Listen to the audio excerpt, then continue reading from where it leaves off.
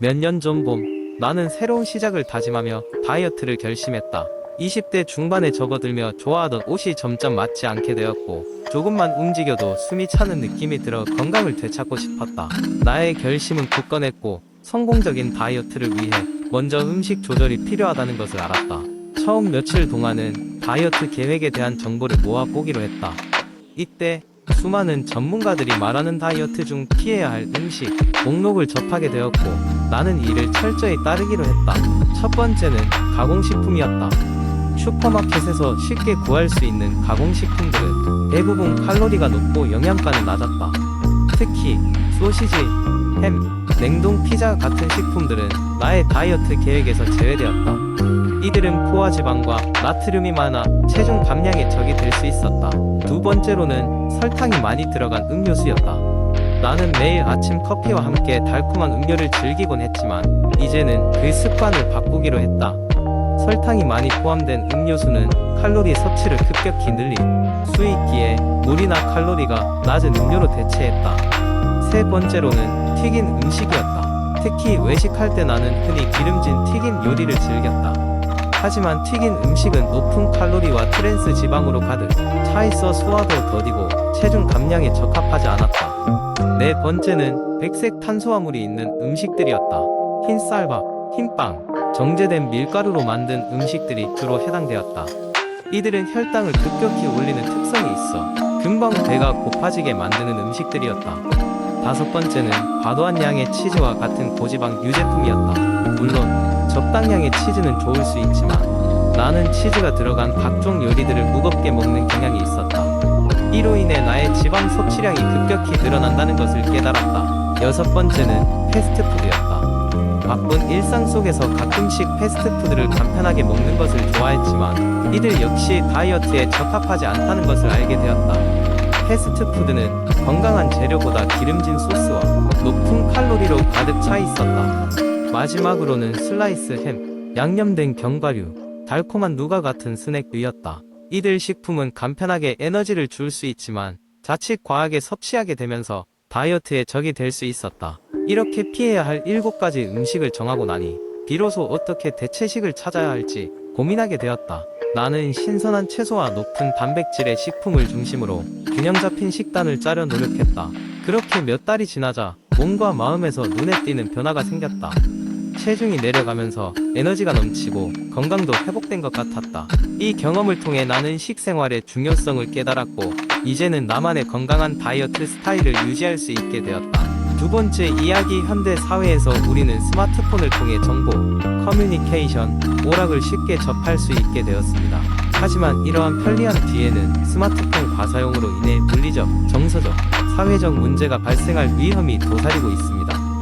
스마트폰 과사용의 첫 번째 위험성은 건강 문제입니다. 장시간 스마트폰 화면을 들여다보며 앉아있는 자세는 목과 어깨 통증, 눈의 피로감을 유발할 수 있습니다. 불규칙한 사용 시간은 수면 패턴을 방해하고, 블루라이트에 노출되면 멜라토닌 분비가 억제되어 수면 장애가 초래되기도 합니다. 게다가 손가락과 손목의 반복적인 사용은 터널 증후군이나 건초염 같은 만성 질환을 유발할 수 있습니다. 정서적인 측면에서도 스마트폰 과사용은 큰 영향을 미칩니다. 사람들은 SNS를 통해 끊임없이 비교하며 자신에 대한 부정적인 인식을 가지기 쉬워지고, 이는 우울증과 불안감을 촉진시킵니다. SNS에서의 끊임없는 알림과 정보의 과부하로 인해 집중력이 떨어지고 스트레스가 증가할 수 있습니다. 인간관계에서도 스마트폰은 이중적인 역할을 합니다. 오프라인 만남에서조차 디지털 장치를 자주 확인함으로써 대면 상호작용의 질을 떨어뜨립니다. 스마트폰 의존을 줄이기 위해서는 몇 가지 예방 방법이 있습니다. 첫째, 스마트폰 사용 시간을 관리하기 위해 디지털 디톡스를 시도할 수 있습니다. 하루 중 스마트폰 사용 시간을 정해두고 점차 줄여나가는 것이 도움이 됩니다. 둘째, 블루라이트 차단 필터나 보호 안경을 사용하여는 건강을 보호할 수 있습니다. 셋째, 침실과 같은 특정 공간에서는 스마트폰을 사용하지 않는 규칙을 만들어 수면의 질을 향상시킬 수 있습니다. 넷째, SNS나 채팅 앱의 알림을 필요한 경우에만 받도록 설정하여 정보 과부하를 방지합니다. 효과적인 기술 중 하나는 하루를 시작하고 끝마가는 시간, 즉 기상 후 30분과 취침 전 30분 동안은 스마트폰 사용을 자제하는 것입니다.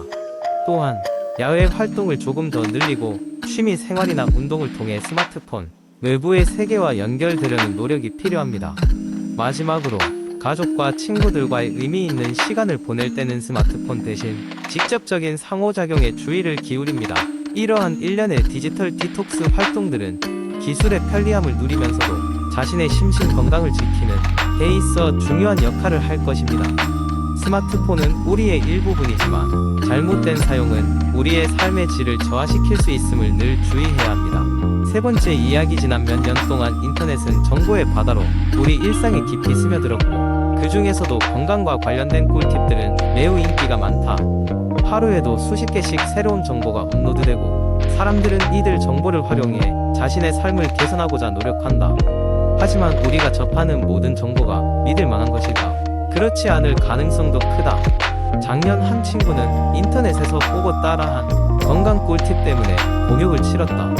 그 친구는 늘어나는 체중 때문에 고민이 많았고 그러다 우연히 한 온라인 블로그에서 본 일주일 만에 5kg 감량하기 라는 글의 놀라움을 감출 수 없었다. 글의 저자는 매일 아침 식사를 레몬 주스와 물만으로 대신하고 점심에는 고구마 1개, 저녁에는 샐러드만 먹으며 일주일을 보내라고 조언했다. 이는 많은 댓글과 추천을 받으며 인기를 끌고 있었다. 친구는 이 방법을 시도하기로 결심했다.